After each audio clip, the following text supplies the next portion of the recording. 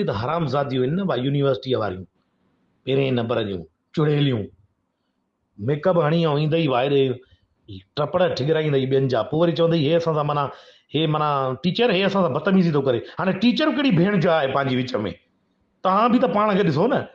ये चूड़ीदार पजामा टाइट पायो थियूं, हेड़ी हुई ज़ाहिर थी थिएव, अखियूं चुंधियाइजी थी वञनि, स्टडीज़ तव्हां असांजो तव्हां ध्यानु हटायो थियूं, तव्हांजे चकर में अलाए कहिड़ा पाड़ू पुट मांडियूं हणी वेठा आहिनि, एग्ज़ाम में फेल थी विया रुगो ॻुइन जे कढ। ये भी तो ना छोरियों मुड़न कोन थियूं, वरी पची कुछ गाल है ना, टीचर जी हमारे साथ बदतमीजी कर रहा है।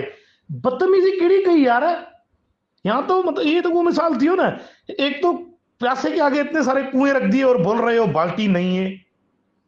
या तो ॾेखारियो न, बुरकन में अचो, असां भी इज़तदार टोपी हणी मुलन वांगे साइड ते निकता वेंदासीं, ॾेखारियो भी सही। वरी ही तड़पायो केॾो थियूं असांखे, कमीनियूं कुतियूं तड़पायो केॾो अथव मुंहिंजे दोस्तनि यूनिवर्सिटी वारनि खे। तव्हांखे ख़बर आहे काटन में ख़र्चु केतिरो थो अचे, 2500 रुपए जो जोड़ो, 1200 भड़वो सिलाई दर्जी वठे, उन मां बि मीटर कपिड़ो पुट जो कढंदो आहे, मां जो भोसड़ो चवंदो न न मां कटियो न आहे, पोइ बि कढंदुई, सलवार नंढड़ी बीहंदई 12 ई महीना, ठीकु, इहो बि बर्दाश्त कंदासीं तव्हांजे करे। इस्त्रीअ वारे खे 50 रुपयो काटन जी ड्रेस, मां जो भोसड़ो वॾे वारी ड्रेस 50 रुपयो, उहा बि कराए, कलफ बि ॼाराए, धोराए बि, वरी उहा पाए ऐं अचो त वरी असांखे जो तव्हां न ॾिसो त असांजे दिलि ते केॾो माना हिकिड़ो कैफ़ियत गुज़रंदी आहे, तव्हांखे न आहे ख़बर।